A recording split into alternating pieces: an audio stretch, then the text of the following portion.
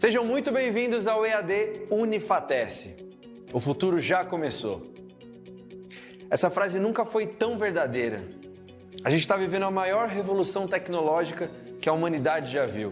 São novas formas de trabalhar, de empreender, novos jeitos de se comunicar, novas maneiras de ensinar e de aprender. E você está de parabéns por fazer parte dessa revolução digital aqui no Centro Universitário Unifatece, uma instituição de ensino inovadora e acessível que está levando educação de qualidade para todo o Brasil. Nossa rede de polos parceiros não param de crescer. Já estamos presentes em todas as regiões do país. Ofertamos mais de 200 cursos de graduação e pós-graduação nas modalidades EAD e semipresencial. Com metodologia flexível e inovadora, nossos cursos estão organizados em trilhas de aprendizagem que facilitam o desenvolvimento acadêmico dos alunos de forma intuitiva e dinâmica. Além disso, nossos estudantes têm suporte e acompanhamento pedagógico constantes com o melhor time de professores e tutores do Brasil. E para os cursos e disciplinas que necessitam de atividades práticas presenciais, a gente criou os megapolos que contam com uma infraestrutura inovadora, com laboratórios totalmente equipados e tutores especializados. Viu só? É por isso que a EAD Unifatece é nota máxima no MEC. Centro Universitário Unifatece, fazendo o seu futuro. Bom, pessoal, então assim, vamos trocar uma ideia sobre cidades sustentáveis, mas necessariamente como que nós podemos chegar a um assunto tão importante, tão complexo, tão debatido, né, e tão difícil, sem que a gente entenda um pouquinho do que de fato é a sustentabilidade. Sustentabilidade é um assunto muito falado, muito discutido, mas muito difícil de ser atingido. É um objetivo difícil de ser atingido, tanto é que as nações perseguem, né, a tão sonhada sustentabilidade. Se fosse fácil, estaria em todo lugar já implantado e nem precisaria ser tão discutido. Então, a gente traz um pouquinho, só para a gente ter uma pequena ideia, né? Desde 1994 já se falava na questão da sustentabilidade. Inicialmente trouxe ali, né, o tripé da sustentabilidade social, ambiental, econômico. Porém, num primeiro momento, se falava em sustentabilidade, nem se tocava na questão ambiental ou a questão social. Isso jamais passava pela cabeça das pessoas quando se fala de sustentabilidade. Falar de sustentabilidade em qualquer segmento, dentro de qualquer empresa, era sustentabilidade econômica. A empresa, se ela não desse resultado econômico, ela não era sustentável. Não que não seja, né? Que não seja importante a gente falar do econômico, que se também não der lucro, também não vai ser realmente viável, não é interessante. Mas, naquele momento, ninguém falava, né, então, né, a palavra ambiental, ter lucros, né, pensar aí no econômico, mas também associando as questões ambientais ou também as pessoas. Então, foram tendo debates ao longo dos tempos e, com o passar do tempo, vamos dizer assim, o que veio um pouco nessa questão da sustentabilidade é pensar ali, eu coloquei bem vermelho, está assim apagadinho, mas não é nem para a gente, o objetivo da gente ler mesmo. Eu só coloquei a palavra ali, externalidade. É que é algo bacana, porque se nós vamos falar de resíduos, né, o que nós geramos, o que a empresa gera, a nossa cidade, essa busca de sustentabilidade, o que nós geramos? São as externalidades. Então, eu tenho aqui esse ambiente, é a minha casa, é a minha empresa, é o nosso planeta, e nós vamos gerar algo para a gente sobreviver, para gerar um produto novo. E o que nós, de fato, vamos fazer com esse resíduo, né? É algo que eu consigo trazer de volta para o meu processo ou algo que, de fato, ele vai ser jogado em algum determinado local do meio ambiente, né? É um lixo, vamos dizer assim, de fato é um lixo. E o que eu, de fato, ocasiono na sociedade? Eu imagino que esse aqui é a minha empresa, eu estou gerando um produto, algo legal para a sociedade, porque é isso que a gente faz, né? A gente produz algo que possa fazer um benefício para a sociedade. Mas ele vai causar, de fato, essa externalidade. E, de repente, é uma poluição. E essa poluição vai trazer para mim, ou para os meus filhos, ou para as pessoas que estão no entorno, né, um problema respiratório ou alguma situação que faz com que a pessoa tenha que procurar um médico ou algum problema de saúde até mais grave. Então, são as externalidades que ocasionamos, né, diante de um processo que nós temos. Aí, falando um pouquinho ainda dentro da sustentabilidade. Acho que faltou aqui um slide. Ele ficou aqui no lugar errado. Depois eu volto ali. E depois nós fomos caminhando um pouquinho, né? Nós tivemos ao longo do tempo a Agenda 21. Eu frisei ali, ó, coloquei em negrito a palavra cidades sustentáveis. Tanto é que definiu-se ali alguns temas e dentre eles a importância de se buscar cidades mais sustentáveis. Tá? Em 2011, né, já falava-se o surgimento da ideia de geração de valor, né, compartilhado. Então, eu vou gerar algo, mas eu tenho que ser algo que gere, de fato, um valor para a comunidade. Em 2015, eu diria que veio algo que é o atual, que ainda está valendo, que é o ODS, que é os Objetivos de Desenvolvimento Sustentável. Naquele momento, se estabeleceram, né, 17 objetivos para atingir o desenvolvimento. Nesses objetivos, estabeleceu-se diversas, se eu não me engano, 169 metas, né, a serem atingidas pelos municípios, pelos países, né, pelo um todo, empresa como um todo, hoje busca trabalhar em cima dos ODS. Então, veja como a palavra sustentabilidade, né, cidade sustentável, já vem sendo debatida ao longo do tempo. E em 2020, diversos fóruns, e nesse meio termo, diversos debates em busca do que vai ser, do que pode ser, do que tem que ser feito para a gente atingir a sustentabilidade. Repito, algo fácil e ao mesmo tempo muito difícil. Né? A gente pode trazer isso até para a nossa própria vida, né? Dentro do que eu faço. A hora que eu gero um resíduo, será que de fato eu faço um descarte dele corretamente ou eu jogo em qualquer lugar? Tenta viver em um grupo, né, de uma sociedade, um grupo um pouco maior de pessoas do seu trabalho, e você vai ver como que os pensamentos são diferentes, como as pessoas agem diferente. Nem todo mundo faz ou dá a destinação da mesma forma de um determinado produto. E chegando então aqui para a gente entender um pouquinho da sustentabilidade, né? Então, diversos segmentos, ele define sustentabilidade como algo de eu usar um produto, algo que possa me satisfazer as minhas necessidades, né? Mas que de fato eu não venha prejudicar uma geração futura. Então, será que para eu produzir algo, para mim, um próprio alimento ou até uma camisa que você está usando, um produto que eu esteja comprando para o meu uso, né, para satisfazer as minhas vontades, as minhas necessidades, vamos dizer assim, e eu não esteja comprometendo o futuro de alguém lá na frente. Então, é exatamente isso, sustentabilidade, é pensar no futuro. Eu acredito assim, que o melhor conceito é quando a gente fala do nosso salário, porque daí todo mundo entende, né? Bom, se eu ganho R$1.000 no mês, eu não tenho, se eu gastar 1.200, pronto, eu não estou sendo sustentável, falando economicamente. Então eu tenho que tentar viver com menos de 1.000 ou no máximo com R$1.000 para eu buscar a sustentabilidade. Então é fazer com que esses produtos, ou que a natureza, ou o recurso natural possa satisfazer a minha necessidade, da minha família, né, dessa sociedade atual, mas sem comprometer aí as futuras gerações. E aí chegamos a um ponto, eu achei bem bacana, eu trouxe aqui para vocês um planeta urbano. Então veja que legal. Olha, eu quero deixar bem claro aqui que eu me enquadro ainda na população rural, viu, Toninho?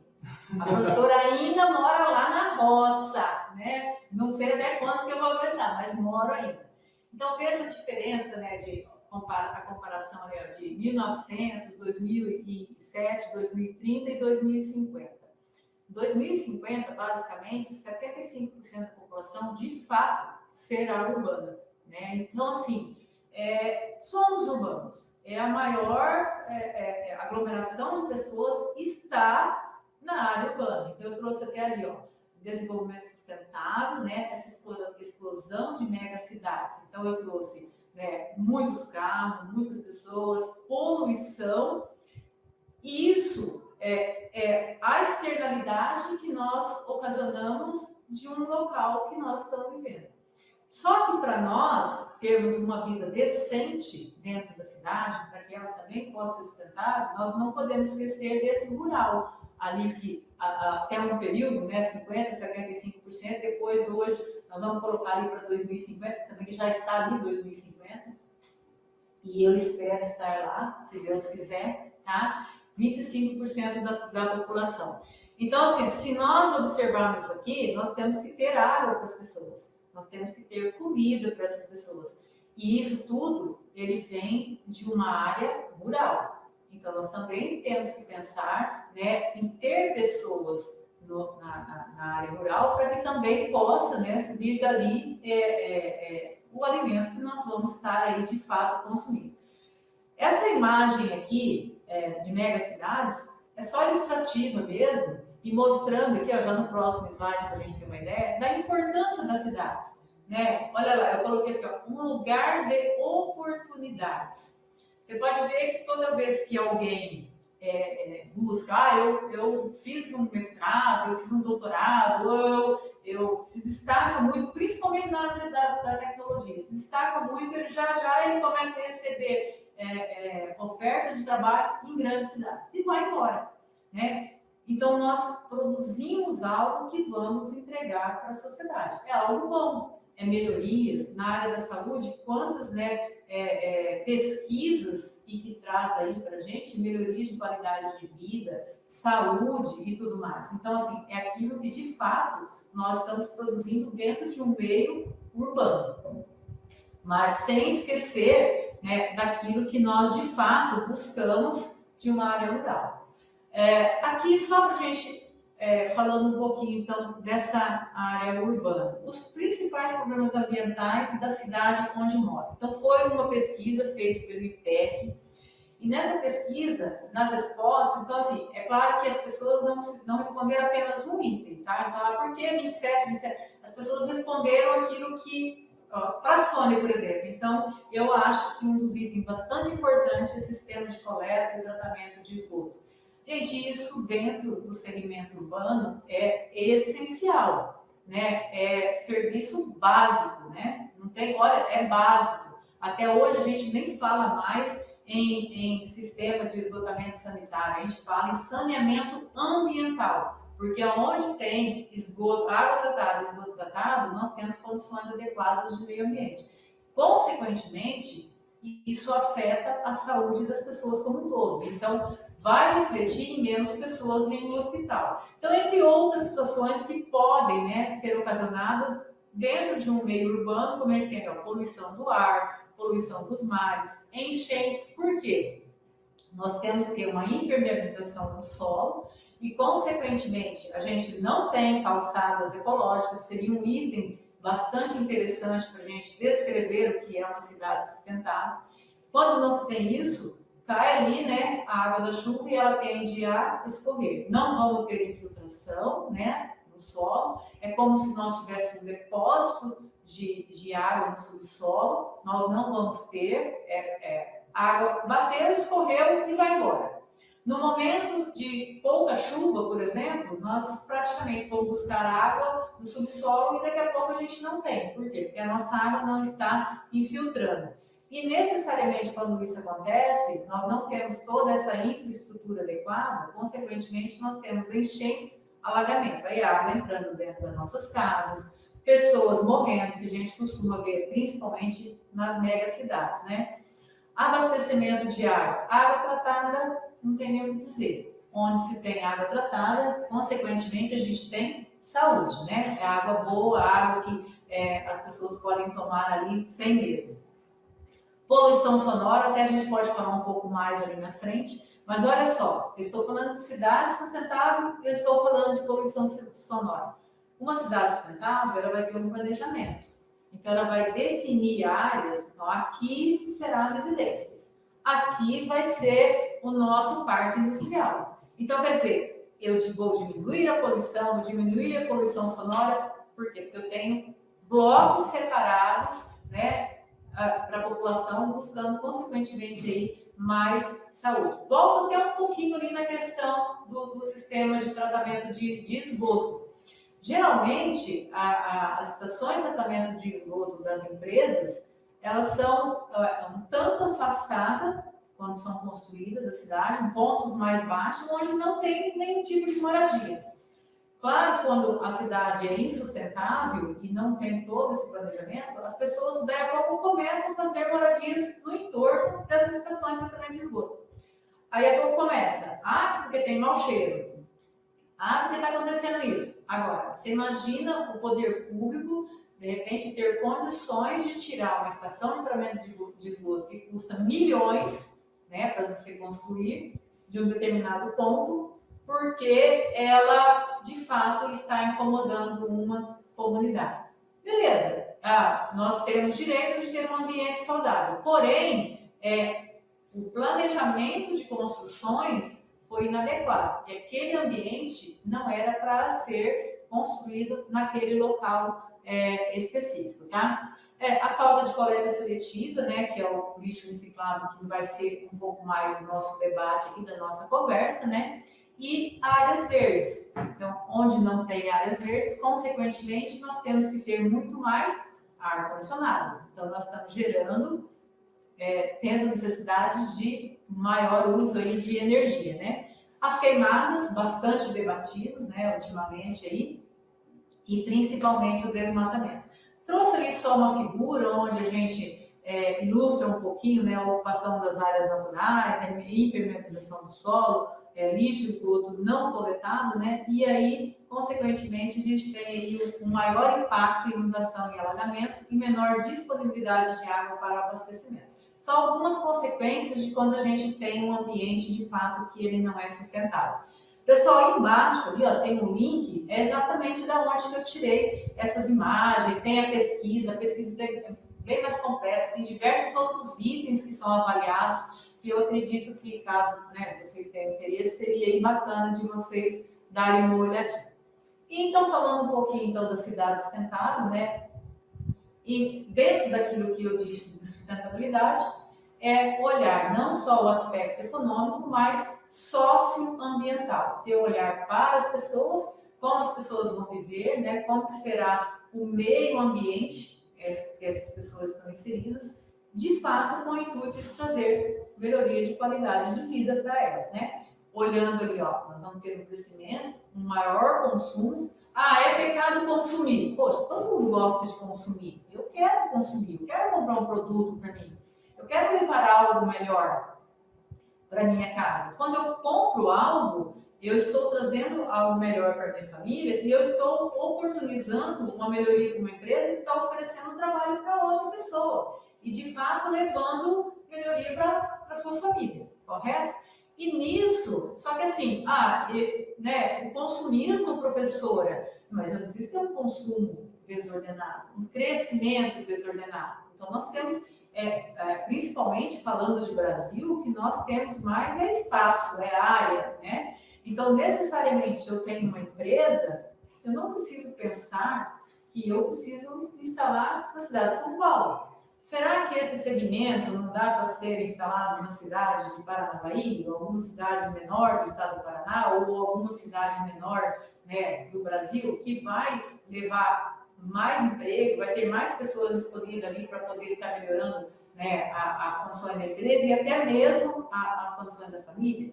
Então, adotar de fato políticas públicas, né, para que a gente de fato possa melhorar a vida das pessoas. Claro, positivamente, tá?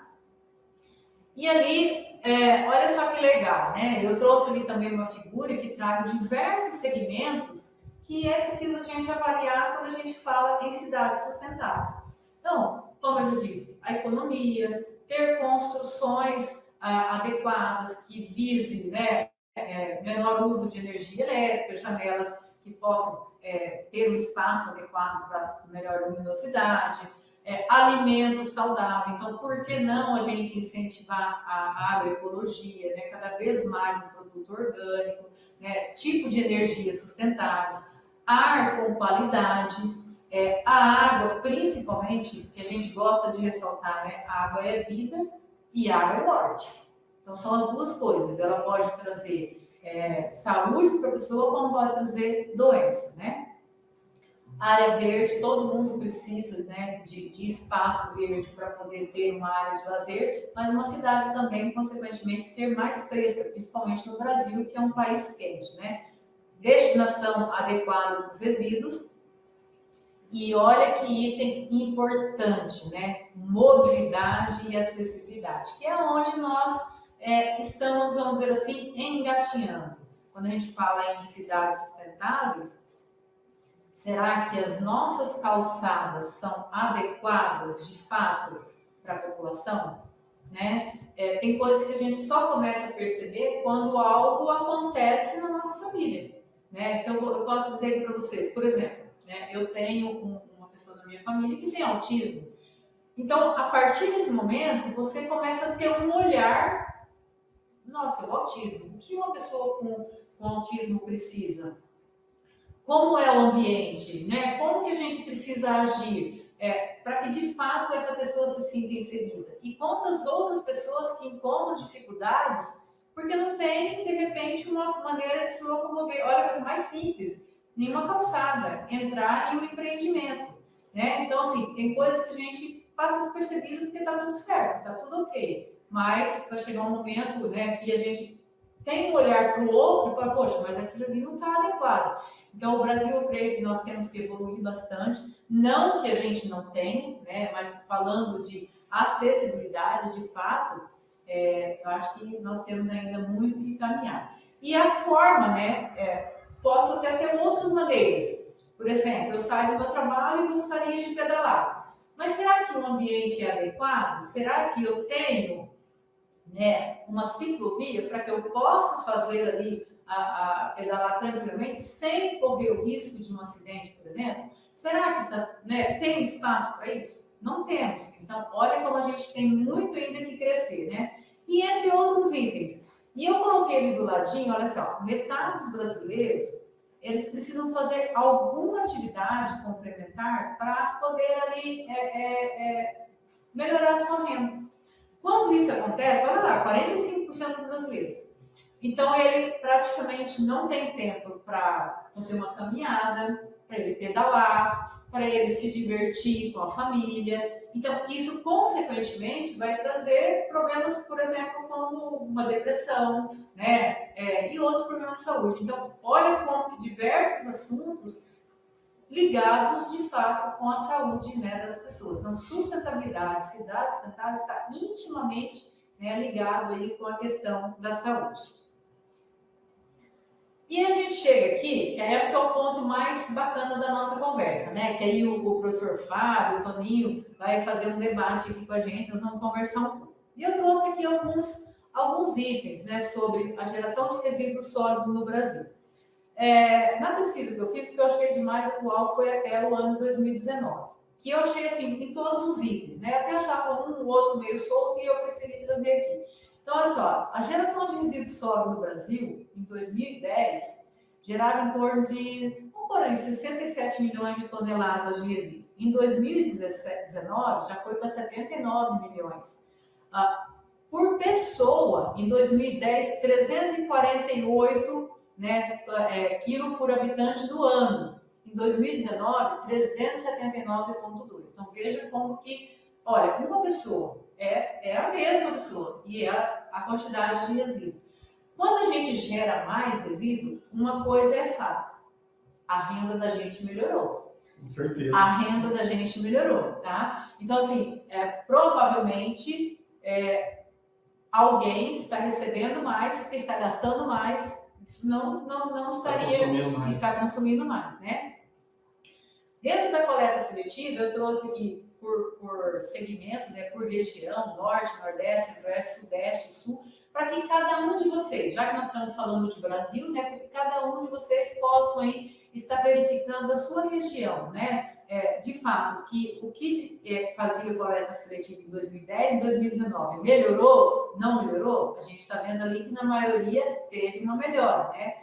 Isso, assim que a gente terminar aqui, eu vou pedir para o professor Fábio, ele vai falar um pouquinho dessa responsabilidade compartilhada, da nossa legislação de resíduos sólidos, que ela foi um marco muito interessante quando a gente fala de resíduo, porque antes era como se fosse um filho sem pai. Agora não. A gente diz assim, olha, esse resíduo aqui, essa caneta, quem produziu? Né? Ah, foi o Toninho. Mas a Sônia que comprou. Sônia, é seu filho, se vira. Você usou, não tem mais. Dá seus pulos aí. Não é bem assim. Agora, ele tem que pensar que a hora que ele vai produzir, todo, né, o caminho que esse produto vai fazer, até a hora que chegou na minha mão, eu utilizei e disse assim, Sônia, depois que você usou, você pode destinar isso para cá, vai vir aqui. Tá? Então, isso é responsabilidade, vamos dizer assim, compartilhada. Aí o professor depois relata um pouquinho com vocês. E a destinação adequada, né? Então, olha só, em 2010, 2019, um pouquinho aí para vocês darem uma olhadinha.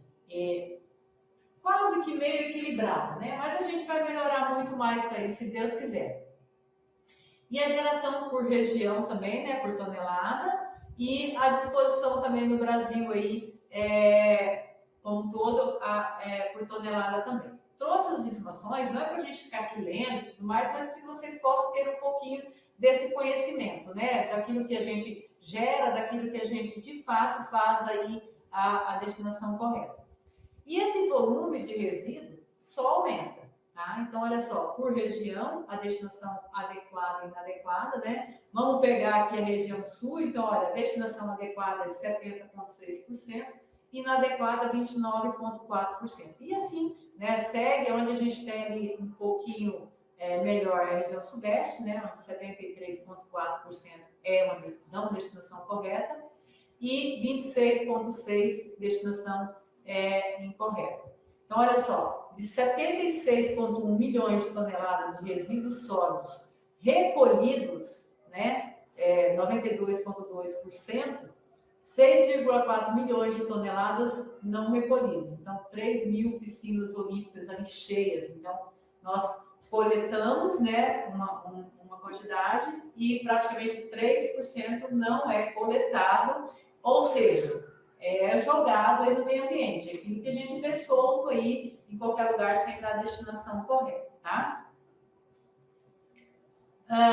E aí, professor Fábio, quer fazer algum comentário aqui sobre esse assunto? Boa noite.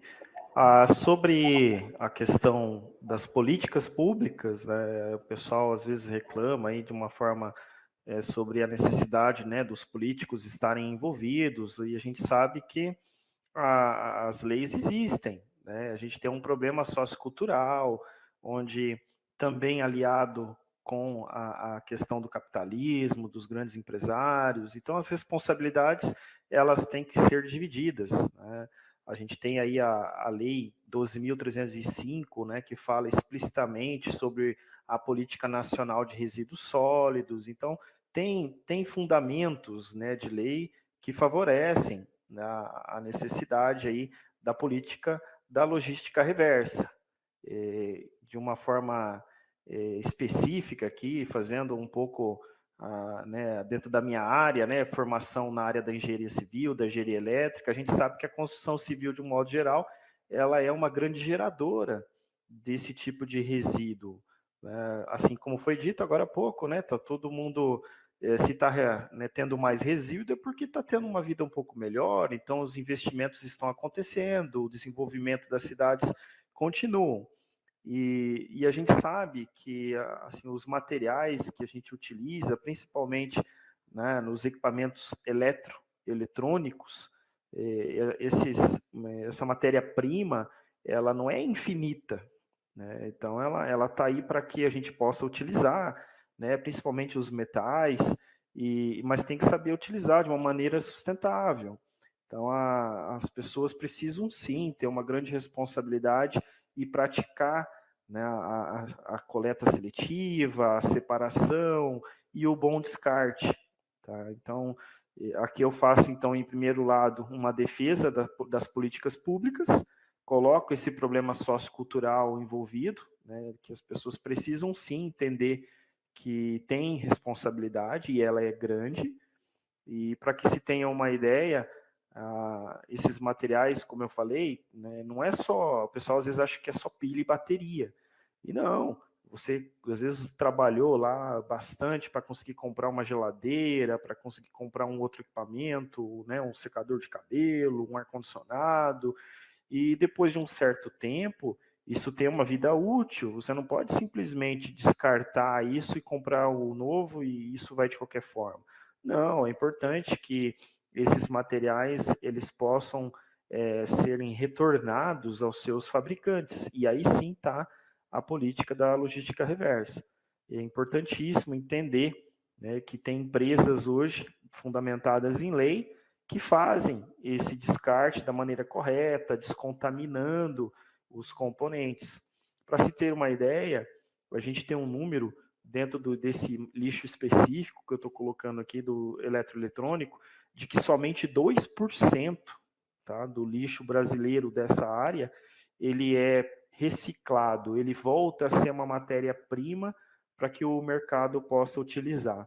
Quer dizer que 98% desse material não tem destino e está aí para estar poluindo o meio ambiente, para estar poluindo a questão da nossa água, os mananciais.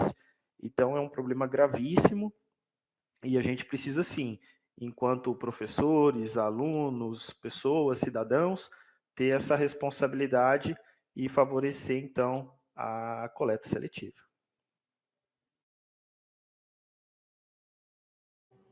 Isso mesmo, muito bem. Então, e complementando, né, a fala do professor, a gente traz ali alguns desafios, né, que são, de fato, então, resíduos sólidos, ele tem um impacto na questão da saúde. Eu tenho uma amiga aqui em Paranavaí que ela dizia assim, o lixão, né, o lixão ou o aterro sanitário, ele não poderia ser fora, imagina, né, não poderia ser fora do centro da cidade. Tem que trazer os problemas ambientais para o centro da cidade, para que as pessoas possam ver e dizer, olha, vixe, não pode ser assim, nós temos que mudar o nosso comportamento. E nós só, de fato, possamos mudar aí o nosso comportamento se nós tivermos um conhecimento da realidade. Né? Como eu disse anteriormente, então a estação de tratamento de esgoto, ela é fora, bem distante, né, da cidade. Então muita gente não sabe, né, todo o caminho ali até chegar numa estação, os investimentos que existem para o segmento, né, para que de fato a gente possa devolver, né, a nossa água tratada ali para o meio ambiente. As pessoas não têm conhecimento. Então, é algo como se não existisse, e ela sempre dizia isso. É claro que ninguém vai fazer um aterro sanitário no centro da cidade, mas eu quero dizer a importância das pessoas terem conhecimento, né, para onde é que de fato está indo aquilo que não se recicla, aquilo que não volta para o processo, tá? Então, saneamento também, ó, de fato, ligado à saúde, educação tem tudo totalmente está ligado à saúde, uma vez que as pessoas se emancipam, têm mais conhecimento, buscam, melhoram, né, têm mais poder aquisitivo, têm condições de comer melhor, então, consequentemente, ele também traz mais saúde, né? E olha ali, eu coloquei até uma molecadinha ali, fazendo a destinação correta, que tem muito a nos ensinar, né? Então, a importância aí da gente estar praticando essa destinação correta. E eu citei ali, é claro que a gente não vai entrar nisso, mas quem tiver interesse, né, pesquisar um pouquinho da Lei 9.433 de 1997, que é a Política Nacional de Recursos Hídricos. Então, resíduos sólidos está totalmente interligado com essa questão de qualidade da água e a água, consequentemente, a nossa saúde. A água é um bem público, né? Ela é nossa e tem que ser cuidada com todo carinho por nós. E a outra que eu trago aqui também é a Lei 13.146 de 2015, olha, muito recente, né? Que traz aí a importância da inclusão das pessoas com deficiência.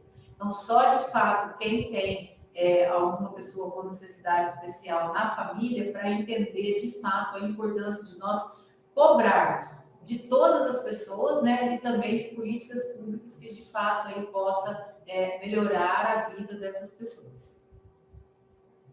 E aí, assim, só complementando aqui um pouquinho, né, do que a gente falou, então, incentivar a geração de emprego, todo mundo. Gente, aquilo que eu digo, né, eu não preciso necessariamente dar o peixe, mas eu posso ensinar a pessoa a Pescar, porque é dignidade a pessoa levar para casa algo que ela conquistou de fato, através do seu emprego. Então é importante a gente, né, entender que tenha políticas públicas que incentivem então a geração de emprego. E também aí a redução dessas desigualdades sociais, onde de fato todos possam, né, ter uma vida boa. Não necessariamente eu preciso ser rica, milionária, como a Xuxa, não por, mas eu de fato posso ter qualidade de vida, eu tenho a minha casa, tenho a minha família, né, tenho o meu carro, tenho lá condições de me alimentar adequadamente. Isso não tem preço, né? Então, de fato, a gente poder aí dar essa dignidade, né, para as pessoas. E principalmente o combate aí ao preconceito, né? O racismo, a homofobia, a diferença de classe social, né?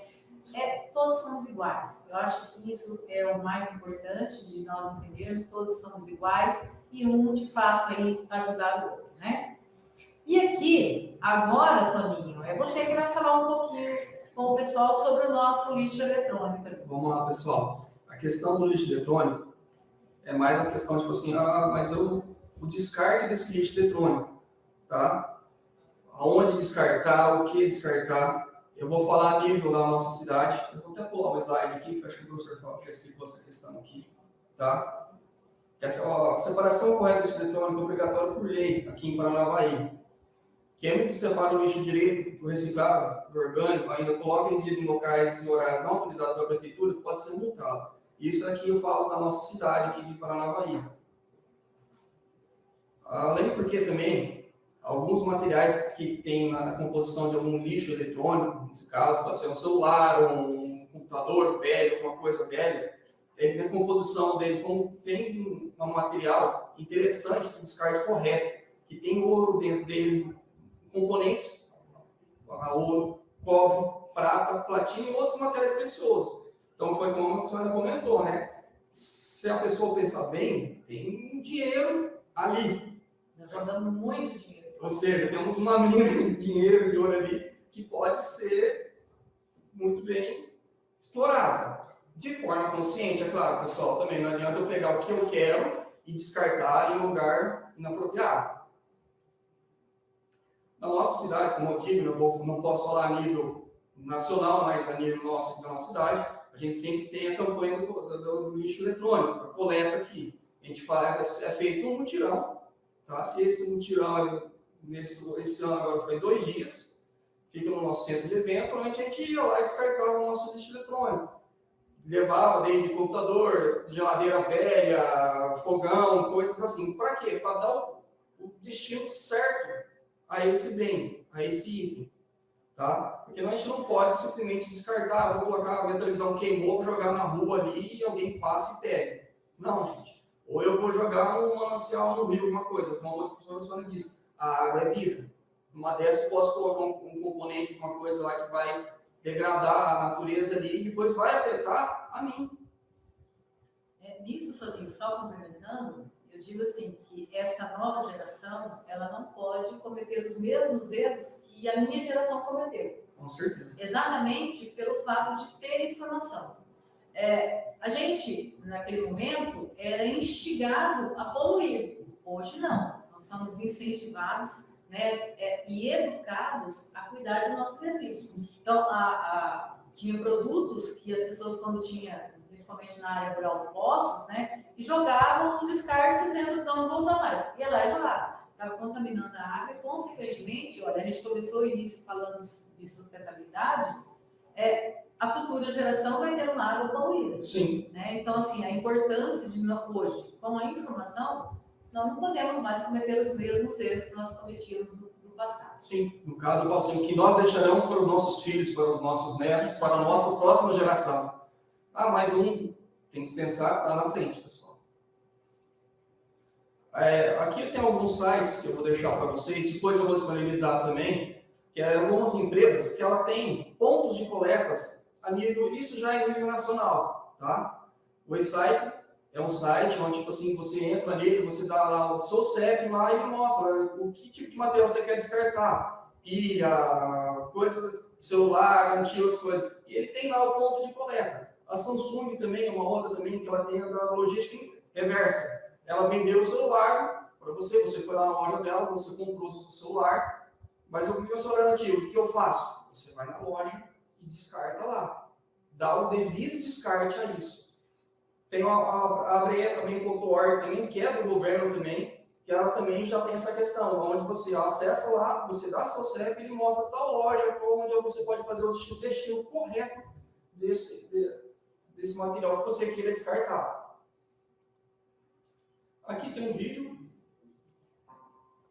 Ensaio, com sua pegada mais leve, apresenta: escolha e descarte corretamente suas pilhas e baterias.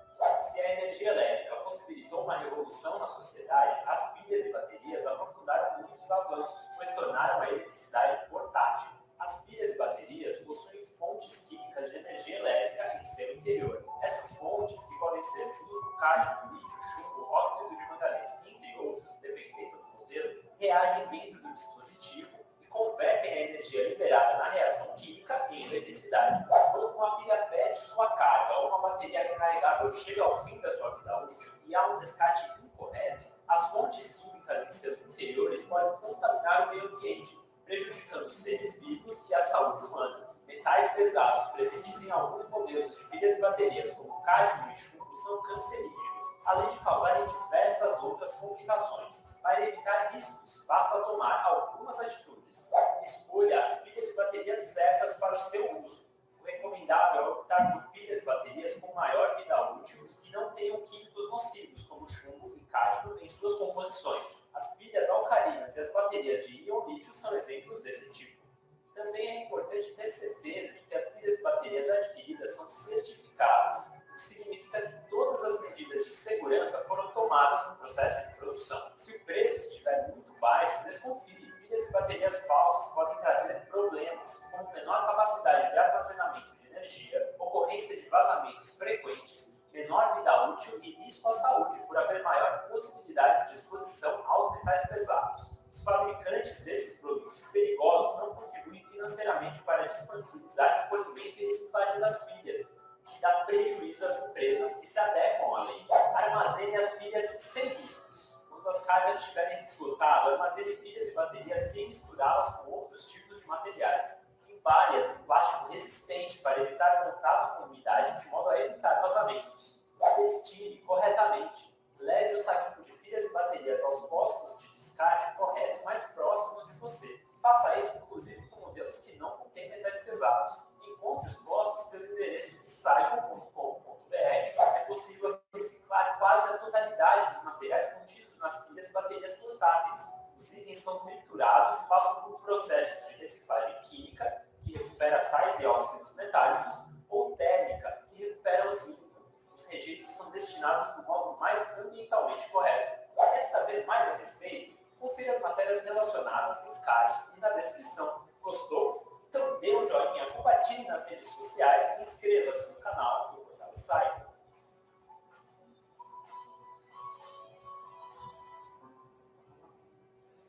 Bom, pessoal, a minha fala seria mais sobre onde você descartar isso, o descarte certo no local correto, tá? Não procurar o destino correto disso. Nesses sites que eu passei para vocês, depois a gente vai colocar esse slide em PDF e mandar disponibilizar para vocês, pessoal. Lá tem o link do site para você fazer essa forma correta de descarte.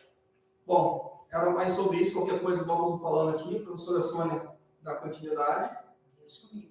Eu estou vendo ali o pessoal, né, colocando bastante fala, né, escrevendo ali sobre a cidade deles, bacana, né, é bem isso mesmo, pessoal. Eu vi que alguém colocou que a questão, né, de, às vezes, os governantes até têm políticas públicas e a população não tem educação. Então, eu achei bacana, porque daí a gente linka, né, a questão da educação, como que ela é importante em todos os segmentos. Uma população adequada, consequentemente, nós vamos buscar uma cidade sustentável, né? Então, são links importantíssimos, onde mostra assim, ó, a informação, ela faz a mudança na vida das pessoas. E entre outros itens ali que o pessoal está colocando, de coisa a gente vai estar olhando. Mas vamos lá, pessoal, então, já deu para perceber que eu gosto bastante de figuras, né? Figuras. E, então, assim, olha, aquilo que eu disse agora há pouco, o meio rural, o meio urbano, resíduos. Então, nós precisamos de diversos itens da área rural. Então, olha lá, a produção de alimentos vem de uma área rural, né? Energia, na maioria das vezes, né? Vou produzir ali, ó, por exemplo, energia nuclear, eu preciso de carvão e assim por diante. Mercadorias, eu preciso de algo que vai dar uma entrada dentro de uma cidade. E nós vamos gerar algum tipo de emissão, algum tipo de lixo. Isso num sistema que a gente caracteriza como linear. Toda vez que nós falamos em qualquer sistema linear, nós estamos falando em um sistema falido. Um sistema que não vai levar ninguém a lugar nenhum. Ele vai falir num determinado momento. É como se eu tivesse aqui a minha casa e eu começasse a gerar resíduos e ali fosse a minha janela. E eu começasse a jogar os resíduos pela janela. Vai chegar um momento que vai ter tanto resíduo que talvez não vai ter espaço mais para mim e a minha família. Então, a ideia, quando se busca de fato uma cidade sustentável, é o sistema cíclico. Então, olha só, vai ter a entrada, sim, né, da matéria-prima, do recurso natural, nós vamos fazer a transformação desse recurso natural em um produto, em algo que nós vamos entregar para a sociedade, que de fato a ideia é que traga melhoria de qualidade de vida, mas aquilo que necessariamente eu consiga voltar para o meu processo, né, que possa ser reutilizado, eu vou fazer com que ele volte. Então, é um sistema de reciclagem, né? É um sistema cíclico. Aí sim, nós podemos pensar e falar em cidades, né, de fato sustentáveis. E aqui eu não poderia deixar de trazer a agenda de 2030, como eu disse lá no começo, eu falei um pouquinho, né, dos ODS, Objetivos de Desenvolvimento Sustentáveis. Aqui estão 17 objetivos. Eu circulei ali, ó, o terceiro, onde fala um pouquinho de saúde e bem-estar, pelo fato da gente estar falando aí para o público da área de saúde. E o item 11, onde a gente necessariamente está falando em cidade e comunidades sustentáveis.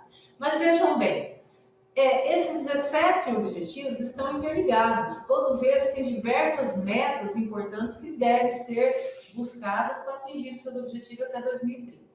Infelizmente, eu não trago boas notícias diante de tudo que eu tenho lido, né?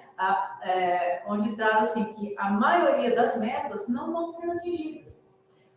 No ano de 2020, 2021, foi o pior indicador para todos esses segmentos aqui, desses 17 segmentos. E a desculpa, ou necessariamente não sei se é a desculpa, mas é a Covid-19.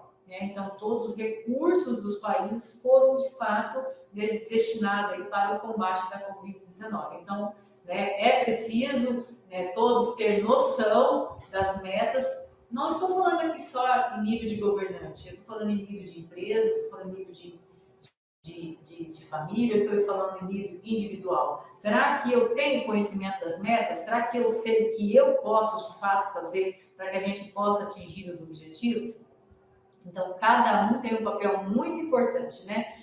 Dentro desses 17 segmentos. E cada empresa, se eu trabalho numa empresa de saneamento, eu tenho que saber que o objetivo 6 tem diversas metas e que essa empresa tem que trabalhar na busca do atingimento dessas metas. Se eu estou na área da saúde, eu tenho que buscar conhecer essas metas para buscar aí o atingimento delas. Tá? Como a professora Sônia disse, precisamos também em casa separar o nosso lixo também já, que isso parte de nós também, para cobrar de fora. Exatamente. Entendeu? Exatamente. Nosso. Isso mesmo. Olha só, a gordura, por exemplo, se fez uma fritura, né? A maioria das pessoas pega essa gordura, vai lá na pia e joga ali. Gente, isso, no momento de frio, por exemplo, isso vai, né, se solidificar ali numa rede e ela vai formando ali uma crosta na rede e vai fechando. Em determinado momento, vai entupir e, por exemplo, o esgoto, o que vai acontecer? Ele vai retornar para nossas casas. Olha o perigo que é isso, né? O prejuízo econômico e o problema da questão da saúde. Então, uma coisa simples, mas será que todas as pessoas têm conhecimento que de fato não pode fazer isso? Né? Será que todas as pessoas entendem, têm aquela informação? A maioria sim, hoje, né? Mas acredito que outros não. Então, para quem que de fato eu preciso levar essa informação? Na escola? Mas quem que de fato cuida da nossa casa? né? Será que as pessoas que estão cuidando da nossa casa estão lá dentro da escola? Então, alguém tem que levar essa informação para lá. O item, né, 3, ali, saúde e bem-estar, não trouxe necessariamente algo ali que está, de fato, nos objetivos, mas eu quis trazer algo sobre uso e ocupação do solo urbano, uma vez que eu já até comentei no início, a questão da ocupação do solo, né? Esse ordenamento do território. Como é que, de fato, nós vamos colocar? Onde que eu vou colocar as indústrias, onde vai ser o comércio, onde que vai ser a residência. Você quer ter problemas em uma cidade, é você fazer isso tudo misturado, né? A população não vai dormir à noite, porque a indústria está trabalhando, vai ter muito ruído e assim por diante, muita poluição, e vai ser, de fato, um caos. Então, esse ordenamento, eu estou falando aqui de cidades, mas isso também em áreas rurais. Se a gente não tiver um ordenamento, imaginou todo mundo querer plantar café, o Brasil todo plantando café, e a gente não ter um ordenamento, né, um zoneamento, vamos dizer assim, do que vai ser plantado em cada área. Não, daqui a pouco a gente não tem outros tipos de comida, vamos ter só o café. Então, veja a importância, né, de fazer esse ordenamento. E, consequentemente, quando eu faço isso, eu estou proporcionando um ambiente mais saudável. Ambiente mais saudável, consequentemente, mais saúde aí para a população, tá? Dentro de cidades sustentáveis, né, alguns itens, novamente, de políticas públicas, a mobilidade e acessibilidade, desenvolvimento planejado, arquitetura, as casas planejadas. Evidentemente que, quando eu falo em construção, o mesmo tipo de construção que, de repente, é interessante para o nosso país, até mesmo da nossa cidade de Paranavaí, que é uma das cidades mais quentes do estado do Paraná, não vai ser a mesma que eu vou levar, por exemplo, para a Austrália, que é um país mais frio. Então, é evidente que nós temos que pensar em construções que sejam sustentáveis para o ambiente que nós vamos viver, né? Então, isso sim é pensar em sustentabilidade. Olha só, às vezes eu saio lá da minha casa, eu digo assim, ó, eu moro lá no sítio, dá mais ou menos 20 quilômetros para vir para o meu trabalho todos os dias. Mas eu e a minha família, nós gostamos daquele ambiente. O meu marido, ele é da agricultura. E eu saio de lá e venho, fala assim 20 quilômetros, mas é rapidinho. Mas quando eu entro ali na parte urbana, aí vem os sinais, que é importante, né, o semáforo. É importante porque a gente tem um ordenamento, mas né, aquela confusão de todo mundo passando e assim por diante. Porém, às vezes eu pego sinal fechado, depois sinal fechado, outro, e eu vou parando.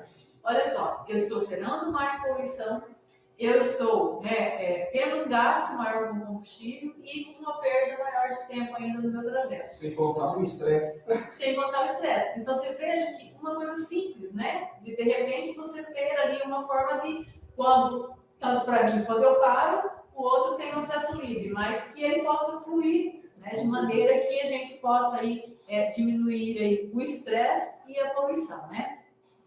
E entre outros itens que a gente citou aqui, que já comentamos anteriormente, tá, pessoal? Trouxe aqui alguns exemplos, ó, modelos de cidades sustentáveis, a gente está praticamente finalizando, tá?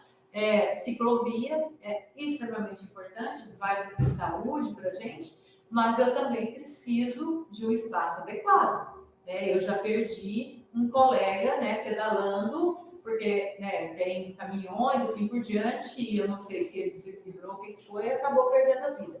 Então, a segurança também faz parte. Então, aqui eu posso fazer isso, aqui eu não posso. Aqui é para os carros, aqui é para as pessoas, aqui é para a bicicleta. Então, esse ordenamento é extremamente importante para, né, o bom convívio e a sustentabilidade. E algo bacana, olha aqui, né, o compartilhamento de bicicletas. De forma que, olha que legal isso aqui para a sustentabilidade, saber que eu vou usar, no momento que eu não estiver usando, ela vai estar ali no ambiente que outra pessoa pode usar. Então, isso é muito legal e saber que, o mais interessante, que ninguém vai levar embora, né, que não vai ser depredado, quebrado e assim por diante. Então, olha só o que é um ambiente de fato sustentável, né? Aqui eu trouxe alguns exemplos, né? Ali na Germânia, o aquecimento, como eu disse agora há pouco, cidades frias e à noite não dá, né, gente? Quem vai dormir com frio? Então precisa de aquecimento. E aí, olha só, para cada moradia, eles gastavam cerca de 6 mil litros de combustível para poder aquecer.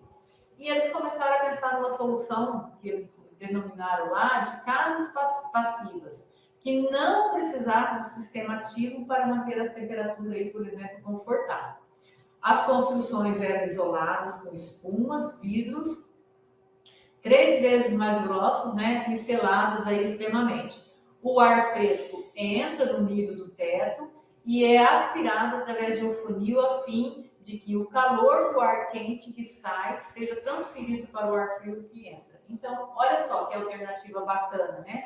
E o que a gente pode aprender disso aqui? Olha, cidades sustentáveis pensam melhor as suas construções. Então, vamos linkando, né? Olha, assim, ciclovia, construções, né, sustentáveis, a gente tem arborização, políticas públicas adequadas que permitem acessibilidade. Aqui, né, em Cochabamba e outras cidades da Bolívia, em 2010, para responder aos impactos causados pela mudança climática, a Bolívia promoveu conferências das mudanças climáticas e direitos da mãe natureza. Após o evento, foi criado um ato para proteger os recursos naturais do país. Hoje, a lei da Mãe Natureza é aplicada em Cochabamba e outras cidades com o objetivo de proteger a diversidade, água, ar limpo, equilíbrio e vida sem poluição. De novo, o que a gente pode aprender disso? A importância da criação de políticas públicas que de fato proteja aí, né, o meio ambiente e que de fato proporcione a condição de busca de cidades sustentáveis. Em São Francisco, nos Estados Unidos, então a gente tem lá que a cidade tentou, né, e acho que pelo isso conseguiu aí, banir o uso de sacolas plásticas. Então, e outra coisa bastante interessante, olha, que às vezes a gente nem presta atenção, proíbe a venda de brinquedos que contenham produtos químicos que sejam prejudiciais, né? Então, olha só, às vezes até a gente usa na agricultura ali algum tipo de agrotóxico, né, que é proibido, e lá eles já pensam até em brinquedos que possam usar algum tipo de química que possa prejudicar a saúde das crianças, tá? Boa parte da população utiliza bicicleta para o transporte e desde 2011, né, um projeto de instalação de painéis de energia em prédios públicos locais. O que a gente pode aprender disso? Ações simples presentes na lei podem favorecer o crescimento das cidades sustentáveis. E a gente tem que também no Brasil, por que não, né? Gente, eu acho que o mais importante também é a gente observar o que temos, não é só lá fora. Nós temos coisas maravilhosas, temos coisas boas no Brasil. O Brasil, ele é de uma biodiversidade maravilhosa, que tem que, de fato, ser preservado. E nós temos que fazer a nossa parte, né, não só na cidade, mas no ambiente como um todo. E em Curitiba, ela é entendida aí como um modelo de cidade sustentável exatamente pela menor emissão do dióxido de carbono por pessoa, porque 70% da população utiliza aí o transporte público, né? Então, e olha uma coisa bastante interessante da cidade também, que são as áreas verdes, que correspondem a 51 metros quadrados por habitante, né? E o que a gente aprende? Que o transporte público de qualidade diminui consideravelmente, então, a emissão de poluentes em cidades sustentáveis. E, de repente, diminui até aquele gasto que eu citei anteriormente, né? Menos poluição e, consequentemente, também um pouco menos de estresse. Aproveitando o gancho da professora Sônia, temos a cidade de Maringá, que é uma cidade próxima à nossa cidade aqui, que ela tem uma boa área de área verde. E essa questão da área verde, questão de clima, é uma cidade, assim, que a gente acha um clima quente, uma fala do tom, às vezes, da nossa cidade, ou cidades mais pequenas do interior, por causa dessa questão desse cinturão verde. É uma coisa interessante.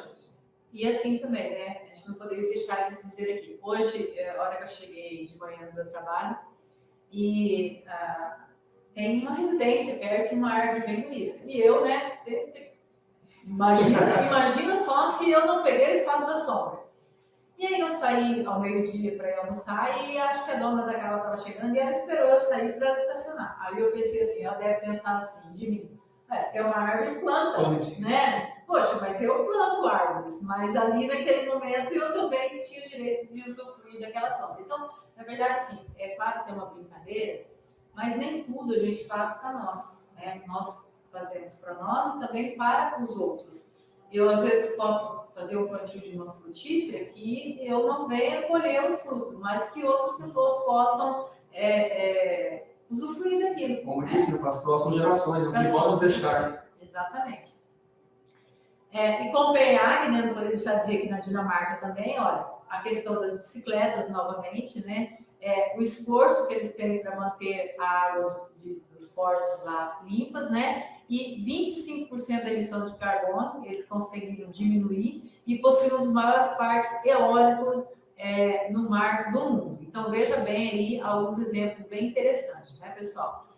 Gente, então, assim, não querendo comparar com a palestra de ontem, né, porque foi uma palestra motivacional e tinha esse caráter, hoje a gente tentou trazer algo um pouco mais, vamos dizer assim, informativo. E como eu disse para vocês, dentro da questão dos resíduos, para todos os profissionais aí da área da saúde, e eu comentei um pouquinho do plano de gerenciamento de resíduos sólidos, e esse plano é contemplado pela Lei 12.305 de 2010, a Política Nacional de Resíduos Sólidos, e esse PGRS, que é o que a gente chama, é onde todas as empresas precisam fazer esse documento para descrever exatamente quanto ela gera de resíduo e como ela faz a destinação, para onde ela manda.